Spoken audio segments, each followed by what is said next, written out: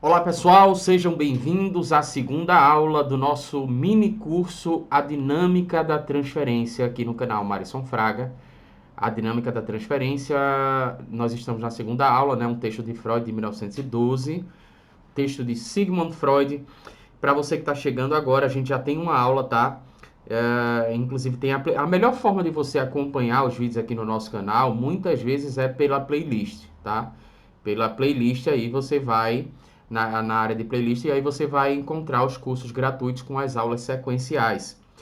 No caso, a gente está na segunda aula aqui e o livro que a gente está utilizando é a coleção Obras Completas, volume 10, de Sigmund Freud, e a tradução de Paulo César de Souza, da Companhia das Letras, é aquele livro que tem a capa azul, tá? Que tem também nessa edição aí o caso Schreber, né? Que a gente falou na aula passada, e aí artigos sobre técnicas. Inclusive, a gente já tem algumas aulas aqui no canal.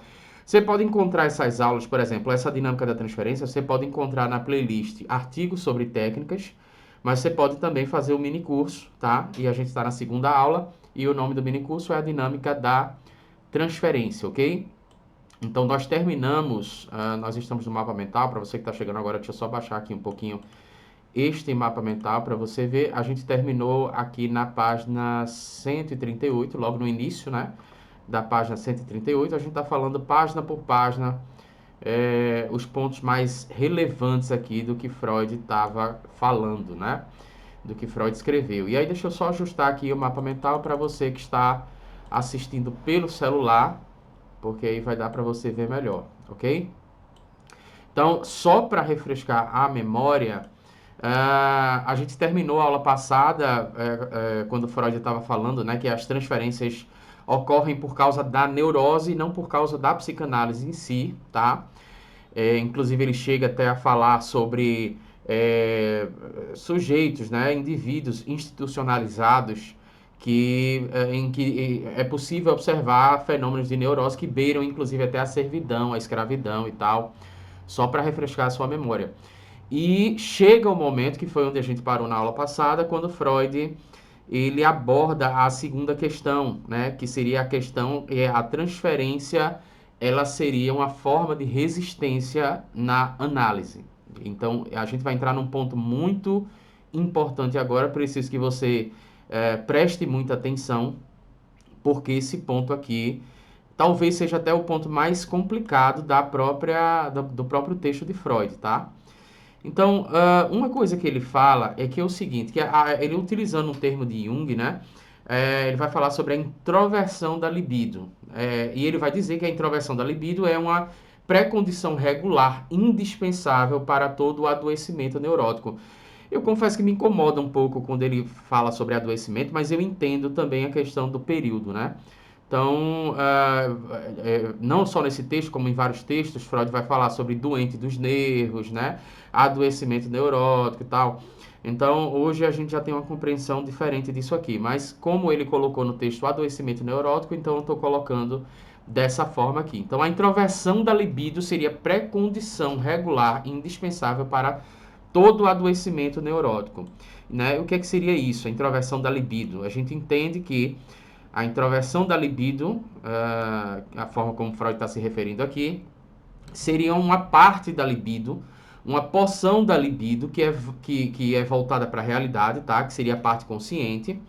Ela diminui na neurose, ela diminui de forma inversamente proporcional ao aumento da porção afastada da realidade, que seria aquela porção inconsciente, né? E que ainda alimenta a fantasia da pessoa. Então é como se você tivesse aí, lembrando aqui que a gente está na primeira tópica, tá? Isso é uma informação importante que eu não passei na primeira aula, mas a gente está na primeira tópica, é interessante você lembrar, a primeira tópica do funcionamento do aparelho psíquico, né?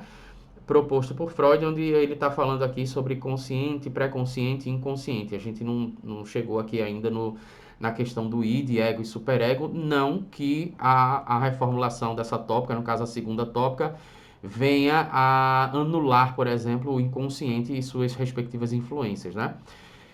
Mas, voltando a falar aqui, ele diz que a porção da libido voltada para a realidade consciente diminui. Ao mesmo tempo que ela diminui, né, no mesmo grau que ela diminui, vai aumentar a porção que é justamente afastada da realidade, que ainda alimenta a fantasia e que, por sua vez, é inconsciente. Então, daí está a pré-condição regular indispensável para a neurose, né? Ele está começando a explicar aqui essa dinâmica para você entender o porquê que a transferência ela reflete uma resistência na análise e quais seriam, que depois ele vai explicar, quais seriam as condições em que a transferência vai servir como resistência na análise. Então, a informação por hora que você precisa ter é que existe porção da libido que é do consciente e existe porção da libido que é do inconsciente. E é como se existisse um compromisso. Nesse texto aí, Freud vai falar, acho que 2 ou 3 vezes, sobre a questão do compromisso. A gente pode entender compromisso como, explicando de uma forma mais simples, como a questão de uma disputa, né, por essa porção da libido. E existe uma disputa entre essa porção da libido, entre o consciente e o inconsciente, tá? Então, é como se o inconsciente tivesse ganhando força, tivesse conseguindo atrair mais essa porção da libido. E aí, uma porção da libido que é voltada para a realidade acaba diminuindo e a outra, que é do inconsciente, acaba aumentando. E essa diminuição versus aumento, né, é inversamente proporcional, tá? Enquanto um diminui na mesma porção que um diminui, o outro vai aumentando. É isso que observa o Sigmund Freud. E o interessante também é a gente entender aqui sobre essa questão da introversão da libido como pré-condição regular da neurose, é que a libido, né, de forma parcial ou totalmente, faz o movimento de regressão, reanimando as imagos infantis, tá? Então ele colocou duas questões aqui. Primeiro, esse compromisso entre a porção da libido por conta do consciente e do inconsciente, tá? Essa diminuição e aumento. E, consequentemente, essa libido fazendo o movimento de regressão, reanimando essas ímagos infantis. Então, a partir daí, Freud está explicando como é que surge a questão da transferência, né? Da transferência. Na página 139, Freud vai dizer que a análise segue este movimento de regressão das imagos infantis, né? Procurando identificar procurando identificar essas regressões e quais seriam ali as imagos infantis, né? E tornando isso acessível para a consciência. Então, veja, se essa porção da libido ela fica mais direcionada como pré-condição da neurose, ela fica mais direcionada para o inconsciente, quando você chega numa análise, você tem ali, por exemplo, o manejo clínico, né, e toda o setting psicanalítico, justamente querendo fazer com que essa porção inconsciente venha para a consciência, tá? Torne-se pelo menos acessível à consciência. Então é importante que o analista ele siga esse movimento de regressão das imagos infantis, né? E a partir daí você já começa a perceber o porquê que surge essa questão da resistência. Agora a grande questão é como é que a transferência se dá como forma de resistência na análise. Continua o Freud dizendo que as forças que provocaram a regressão da libido se levantam como forma de resistência, que é exatamente isso que a gente falou agora, tá? Até então, essa questão de compromisso é interessante você perceber, porque existe sempre essa relação de, eu não vou chamar necessariamente de ambivalência, mas é uma disputa mesmo, né? O fato de que, por exemplo, uma parte do indivíduo quer melhorar, né? Uma parte do indivíduo quer a cura, e também a cura não sendo entendida como a cura da medicina, né? Digamos assim, né? Mas uma parte, por exemplo, do indivíduo neurótico, que é o que ele está tratando aqui, quer se entender, né? Quer reduzir as suas angústias e a outra parte não quer. Isso é um compromisso, tá? Inclusive, é uma questão frequente, por exemplo, a pessoa está avançando na análise e aí, de uma hora para outra, ela parece que volta para a estaca zero, né?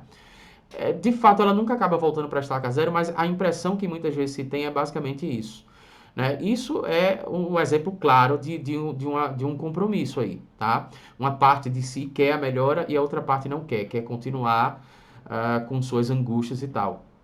Então, uma vez que você tem, por exemplo, ali como pré-condição da neurose, essa diminuição da libido da parte inconsciente e isso sendo movimentado para a parte inconsciente, a configuração analítica, o set analítico e a psicanálise em si, junto com o manejo clínico, vai fazer com que essas imagens infantis, né, essas imagens infantis que alimentam a fantasia e tal, essa porção inconsciente da libido, ela venha se aproximar da consciência e a partir daí as forças que provocaram essa regressão da libido vão se levantar como resistência, tá? Daqui a pouco a gente entende como é que isso vai acontecer na transferência propriamente dita. Então, Freud acrescenta que a regressão da libido, né, que seria esse movimento de introversão, se justifica pela frustração da satisfação não oferecida pelo mundo exterior. O mundo exterior não oferece essa satisfação de uma frustração, tá? E justamente isso é o que vai justificar a questão da regressão da libido. Mas essa não é a única origem das resistências, nem mesmo a mais forte. Ele vai falar uma coisa aqui que muitas vezes, se você ler desatentamente, vai parecer que ele está falando sobre a mesma coisa, mas ele fala sobre uma questão diferente. E daqui a pouco a gente vai dividir as duas para você entender melhor.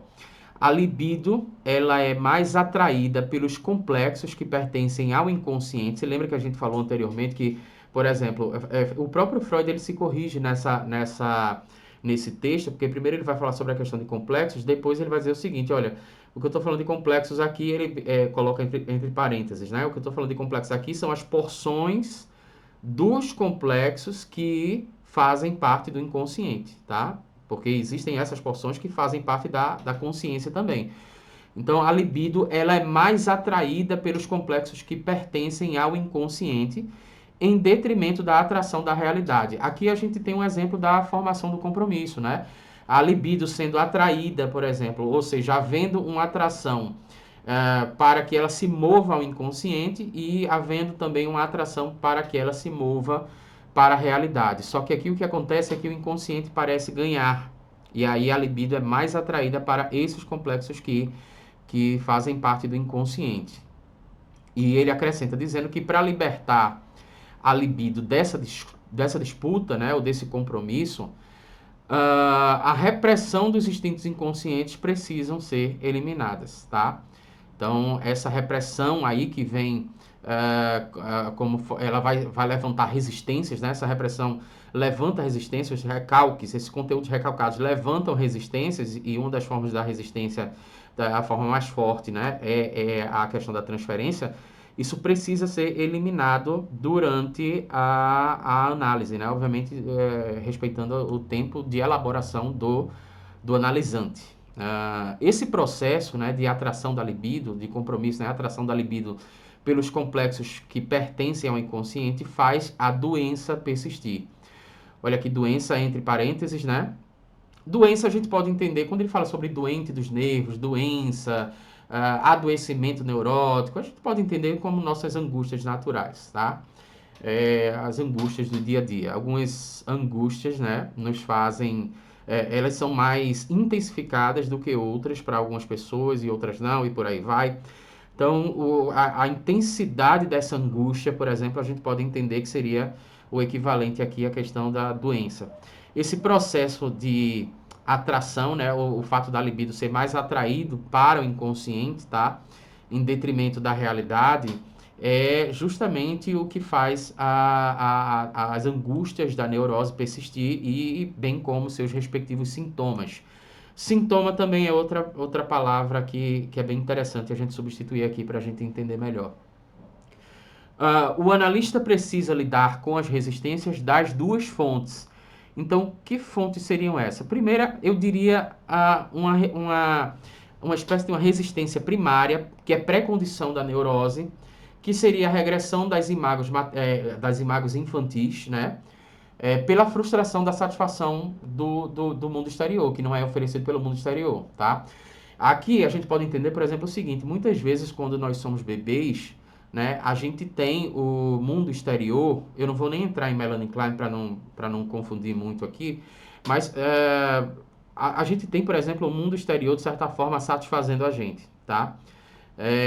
E aí isso, na verdade, é interrompido de uma forma muito cedo. Eu não vou dizer, quer dizer, cedo eu não sei se foi a melhor palavra, mas de uma hora, em uma hora ou outra, isso vai ser interrompido, ok? E aí o sujeito percebe que o mundo exterior não oferece essa satisfação que ele precisa e que um dia ele já teve, ou que ele pode ter tido. Se a gente for levar, por exemplo, para a psicanálise pré-natal, a gente pode dizer, inclusive até no livro Mal-Estar na Civilização, Freud vai falar sobre o sentimento oceânico, é um pouco ligado a isso, né? Ele remete a questões religiosas e tal, tratando isso como uma espécie de neurose infantil, justamente por causa da questão do que ele chama lá de sentimento oceânico. Então a gente pode entender, por exemplo, que pelo menos, né, dentro da barriga da mãe, você tem uma satisfação. Inclusive, é uma satisfação tão grande que você não precisa nem fazer esforço para comer. Você não precisa nem fazer esforço para pedir comida, diga-se de passagem, porque a própria mãe vai sentir isso e vai se antecipar. Essa é a tendência. Então, você é alimentado sem fazer esforço. Não sei se você já parou para pensar no esforço que o ser humano tem que ter e, consequentemente, o desamparo psíquico que causa, né, o aprendizado da alimentação, a movimentação da sucção e a movimentação da mastigação, a articulação da boca para mastigar e o fato de engolir e o quanto que isso pode configurar, por exemplo, pode configurar não, acaba configurando uma sensação de desamparo, porque não acontece mais o que estava acontecendo dentro da barriga da mãe. Isso aqui é só uma observação, não é isso que Freud está falando no texto, né? Ele não fala disso especificamente, mas só para você entender aqui essa questão da regressão das imagens infantis pela frustração da satisfação não oferecida pelo mundo exterior, porque o mundo exterior não vai oferecer essa satisfação que a gente precisa, que um dia a gente já teve. E a outra questão aqui é uma disputa de forças, né, que é a questão do compromisso, às quais a libido é submetida. E aí, consequentemente, ela acaba indo mais para a questão esses complexos, né, referentes ao inconsciente, acabam vencendo, e isso parece ser levantado como forma de resistência quando o sujeito está em análise, pelo motivo que Freud vai falar daqui a pouco, tá? Finalizando aqui, a gente está, deixa eu voltar só aqui, a gente está na página 139 ainda. O analista precisa levar em conta a resistência em cada ato ou pensamento do analisando. Eu acrescentaria aqui do discurso, né? Mas para o discurso acontecer tem que ter um pensamento e o discurso é um ato. Então, enfim, ele precisa levar em conta essa resistência em cada ato, em cada pensamento do analisando. Pois há aí uma disputa de forças entre uma parte que visa a cura e a outra parte que se opõe a este processo. Então, isso, mais uma vez, é o que a gente pode entender nesse texto aqui como a questão do compromisso que Freud está falando. Agora a gente vai partir para a página 140. Hoje eu acredito que a gente finaliza na página 142, né? Então, na página 140, o Freud vai dizer que se você segue esse complexo patogênico desde a sua representação consciente, o que seria uma representação consciente, por exemplo? Isso pode ficar de forma evidente, como a questão do sintoma, a queixa, tá? Às vezes essa queixa se dá não explicitamente, mas se dá de uma forma discreta, como por exemplo a repetição de um discurso, né? A repetição de uma queixa, por exemplo, vez ou outra, essa mesma queixa está voltando. Essa queixa voltando, isso significa que ali tem, né, uma questão de um complexo patogênico que é preciso ser analisado. Então, se você seguir esse complexo patogênico desde sua representação consciente até a sua raiz inconsciente, você vai claramente perceber uma resistência. Você vai chegar numa região onde a resistência claramente ela vai se levantar. E aí é nesse momento que geralmente surge a transferência, principalmente quando o material é adequado para a figura do analista. Quando ele está falando de transferência aqui, está falando de transferência enquanto resistência, tá? Porque se você, por exemplo, para pensar sobre essa questão de transferência, a escolha do analista ou da analista muitas vezes é uma questão de transferência. Isso quando não acontece de forma primária, né, ou quando não acontece de forma secundária, mas sempre vai haver uma questão de transferência ali. né? Por isso é importante você observar a configuração de como foi que a análise se iniciou. Qual foi o primeiro movimento? O primeiro movimento do paciente, por exemplo, do analista, ou do analisando, né? Do analista não, do analisando, o primeiro movimento se inicia antes da análise, se inicia na busca pela análise, né? A escolha do analista, com quem ele se... quer ver uma coisa interessante aqui? É mais interessante você fazer com homem ou com mulher, você se sente mais à vontade com homem ou com mulher. Isso por si só é uma escolha muitas vezes antes da análise começar. E aí, essa é uma questão transferencial, tá? Então, mas quando ele está falando aqui, ele está falando que quando a gente segue esse complexo patogênico desde de sua consciência até o inconsciente, você chega numa região de resistência e a partir daí surge a transferência, né? Principalmente quando o material é adequado para a figura do analista, ou da analista e tal. Agora, continuando ainda na página 140, Freud vai dizer que essa respectiva ideia transferencial chegou até a consciência porque satisfaz também a resistência. Então, é mais ou menos assim, é como se a gente estivesse procurando ah, uma certa caixa que está muito bem fechada e está muito bem guardada numa caverna, tá? E aí a gente está entrando nessa caverna com a lanterna e tal. E quando você chega perto dessa caixa, você tem ali, sei lá, você tem ali alguma dificuldade, né? Que essa dificuldade não necessariamente ela parece ser uma dificuldade, tá? Mas mesmo ela se apresentando como uma não dificuldade, ela serve, né, a um propósito que é criar uma dificuldade para você. Vamos pensar no filme de terror aqui, certo? Então você tem um filme de terror e você precisa achar um amuleto para acabar com, enfim, com um determinado demônio e tal. E aí quando você, com um vampiro, vamos colocar aqui um vampiro.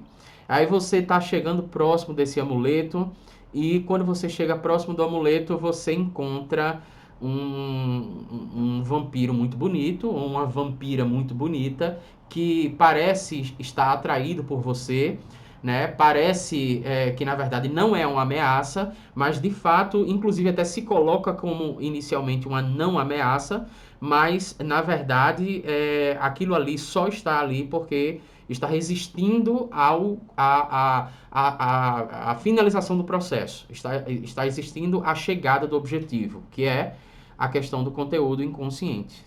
Então, eu citei esse exemplo aqui para a gente entender como, por exemplo, essa ideia transferencial, ela chega à consciência muitas vezes como uma forma de transferência positiva, mas porque satisfaz a resistência.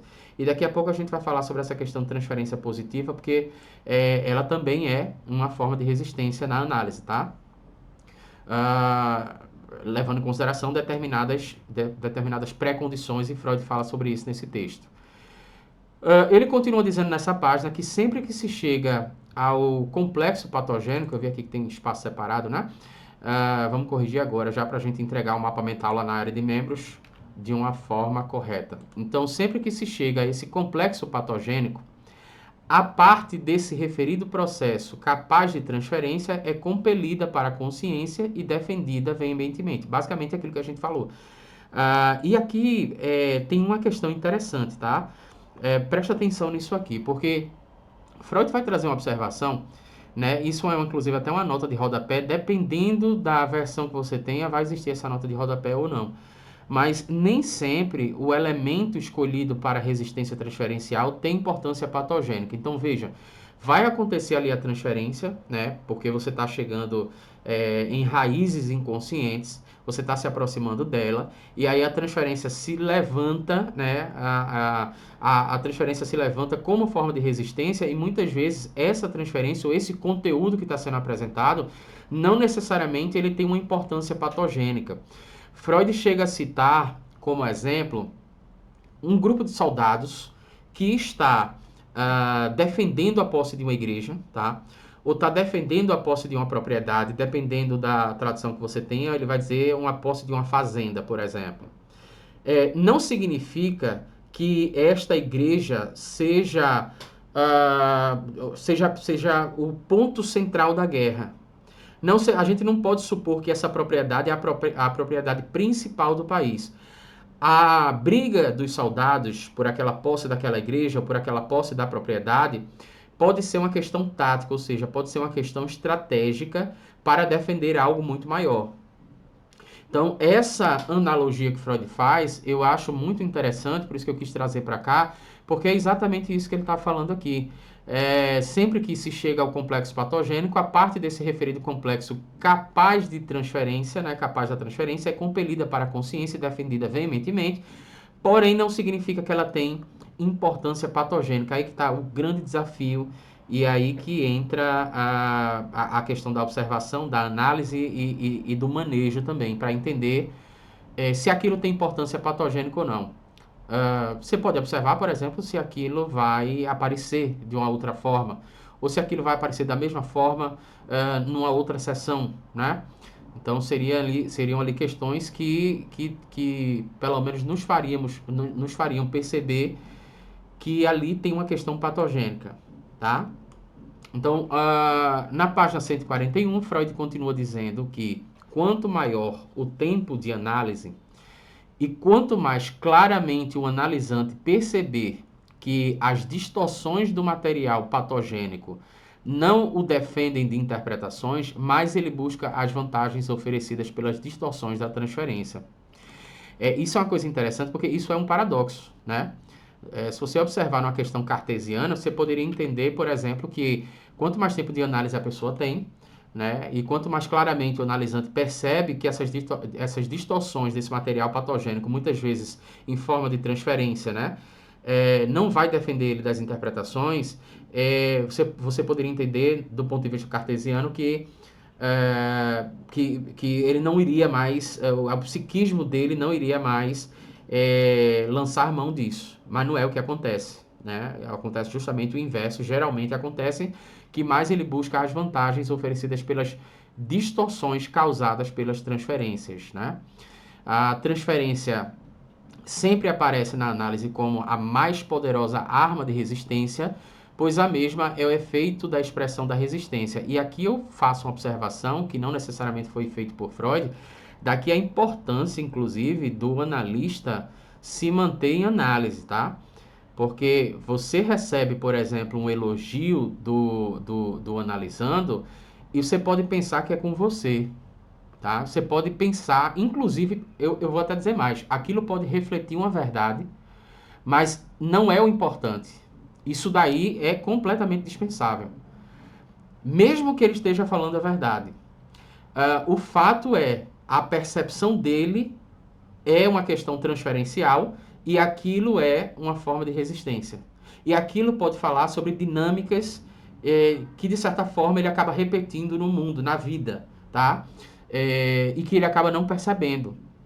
Então, por isso a importância uma das importâncias, né, do analista, ele se mantém em análise para justamente não ser pego por essa armadilha daí, tá? Freud pergunta, nesse momento do texto, por que a transferência, então, se presta para servir como meio de resistência? Afinal, o que acontece? A gente já está começando a entender, mas vamos tentar analisar isso de uma forma melhor, porque a resposta mais simples para essa pergunta seria o seguinte: veja bem, a confissão de um desejo proibido, né? Vamos supor que eu tenho um desejo, mas eu não dou conta desse desejo, e isso está recalcado no meu inconsciente. A confissão desse desejo é dificultada pelo próprio indivíduo, né? Porque tais desejos parecem inviáveis ao mundo real. A pessoa simplesmente não dá conta. Ou não tem como articular aquele desejo ou viabilizar aquele desejo no mundo real. Então, quando o analisando transfere ao analista os seus impulsos afetivos, ele está buscando se proteger desses conteúdos, né? Essa seria uma explicação mais óbvia do porquê que a transferência ela serve como meio de resistência. Mas aí Freud vai dizer, calma aí, porque eu entendo essa questão, isso é uma resposta óbvia, mas a gente precisa refletir um pouco mais sobre isso, né? A gente precisa refletir de forma mais atenciosa sobre isso. Na página 142, ele começa falando que não é possível entender a utilidade da transferência para a resistência, ou seja, o porquê que a transferência é útil para a resistência, se a gente pensar apenas na transferência em si. Não dá para pensar na transferência pela transferência. né? Para melhor compreensão, é preciso você separar a transferência negativa da transferência positiva. Então, a primeira separação basicamente é essa, tá? E aí a gente pode entender que transferência positiva seriam sentimentos ternos, né? Afetos de simpatias. Mais uma correção aqui que eu vou fazer. Simpatias, tá? E uma coisa que me ocorreu agora, né? Para você que busca perfeição, a gente corrige. Eu percebo que, vez ou outra, por estar escrevendo aqui, a gente erra o tempo todo, tá? Você não precisa ser perfeito, não. E é sobre isso, tá? Vamos nos permitir errar também. Transferência positiva, sentimentos externos, né? Afetos de simpatias, amizade, confiança, todos esses sentimentos a gente pode considerar como transferência positiva, tá? Transferência negativa seriam sentimentos hostis. É, e uma coisa me ocorreu agora, inclusive me ocorreu essa semana, né? Quer dizer, a gente está na semana passada, porque a gente está gravando o vídeo numa semana, mas ele vai ser publicado na outra. Essas transferências hostis, muitas vezes, analistas pensam que ela se dá apenas por uma raiva, por um ódio, por uma situação hostil, uma certa agressividade. Essa agressividade ela pode vir de forma passiva, mas a transferência hostil ela pode aparecer como desconfiança, por exemplo, sabe? Quantas e quantas pessoas não têm casos, né, de estarem atendendo analisantes e 2 anos depois a pessoa chega e conta, ela quer contar um segredo que muitas vezes o próprio analista já percebeu, tá? Mas ela quer contar um segredo, né? Inclusive isso é uma questão interessante, porque tem gente que fica assim, tá, mas e se ele estiver mentindo para mim? É, o fato de ter mentido ou não, né, é um material de análise. O porquê que ele precisou de o porquê que ele precisou de mentir, né? Isso pode justamente representar uma transferência negativa. Ele mentiu porque não confia. Ele mentiu porque se envergonha e, consequentemente, acha que vai ser julgado. Ele mentiu porque se sente ameaçado pelo analista. Então, isso são transferências negativas, tá? Não necessariamente quando o analisante ele grita ou ele sai do setting analítico simplesmente abruptamente porque ele escutou alguma coisa que ele não quis ou ele desliga o telefone, alguma coisa assim. A transferência positiva, ela remonta a fases eróticas e ligam-se à sexualidade e desenvolve-se por enfraquecimento da meta sexual. Por mais que não se apresentem dessa forma a nossa autopercepção consciente. Então, toda transferência erótica, né, Freud vai entender que ela remonta a fonte, toda transferência positiva, ela remonta a fases eróticas, né, e estão ligadas à sexualidade. E por causa de um enfraquecimento da meta sexual, esse enfraquecimento da meta sexual muitas vezes vem pela censura, tá? Vem pela constituição do superego, por exemplo, né? E eu estou falando de superego, Freud aqui não está na segunda tópica, só para vocês entenderem, mas eu estou falando para melhor entendimento, por uma questão didática. Então, essa transferência positiva ela está ligada a questões eróticas e entenda-se sexualidade de Freud não necessariamente o ato em si, tá? Porque o ato em si é uma das metas sexuais, mas a gente pode entender como uma questão libidinal, né, que movimenta o psiquismo, uma energia libidinal que movimenta o psiquismo, e geralmente movimenta o psiquismo para atuar, né, para atuar no sentido mais amplo da palavra. O indivíduo, Freud termina a 142 dizendo que o indivíduo só conhece objetos sexuais. Volto a dizer, quando ele está falando de objetos sexuais, a gente pode substituir essa palavra por objetos libidinais, né? De forma pelo menos inconsciente, as pessoas das quais você se aproxima, as pessoas das quais você tem interesse, as pessoas... Tem gente, eu não sei se você já ouviu falar, gente que diz assim, ó, o santo não bateu. A psicanálise entende isso como questões inconscientes, uma transferência negativa que aconteceu ali, tá? Que tem raízes inconscientes. E outras pessoas vão dizer, olha, o santo bateu, gostei desse cara. Então, ali tem uma questão que é ligada à sexualidade, que é ligada à questão libidinal, ok? Então, na página 143, a gente vai terminar aqui agora, porque posteriormente a gente vai trazer a 143 até o final, mas só para você não perder, né, essa continuação aqui, ele termina a página anterior dizendo que o indivíduo só conhece objetos sexuais. E a psicanálise entende que pessoas estimadas, por exemplo, as pessoas que você gosta, né, as pessoas estimadas, respeitadas em nossa vida, podem ser objetos sexuais para o inconsciente, tá? E aí depois ele vai falar sobre a questão da solução do enigma da transferência como forma de resistência, né? Qual é a solução? E finalmente o porquê que a transferência vem como forma de resistência, né? E aí ele fala sobre transferências negativas ou transferências positivas de impulsos, que em algumas traduções vai estar como emoções, eróticos reprimidos, né? Essas duas situações, né? Elas são exemplos de transferências como forma de resistência. Então, as transferências negativas ou transferências positivas de impulsos eróticos reprimidos. Até que ponto aquela questão transferencial ela não é oriunda de impulsos eróticos que estão recalcados no inconsciente, tá? Então esse é um grande desafio aí que o manejo clínico pode ajudar a traduzir e pode ajudar a conscientizar o indivíduo nessa questão. A gente termina por aqui na página 143 por questões didáticas, e aí depois a gente vai voltar, continuando, né, na página 143, na última aula do nosso mini curso A Dinâmica da Transferência, de 1912, a partir de... só uma coisa para você que ainda está aqui, tá?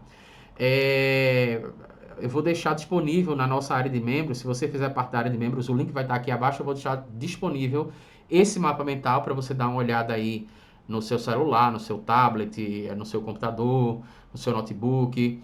Eu vou deixar também um e-book resumo, tá? Com esses mesmos tópicos aqui, esse e-book resumo fica mais fácil para você imprimir, ok? Você pode imprimir também um mapa mental, mas geralmente ele sai pequeno numa folha A4.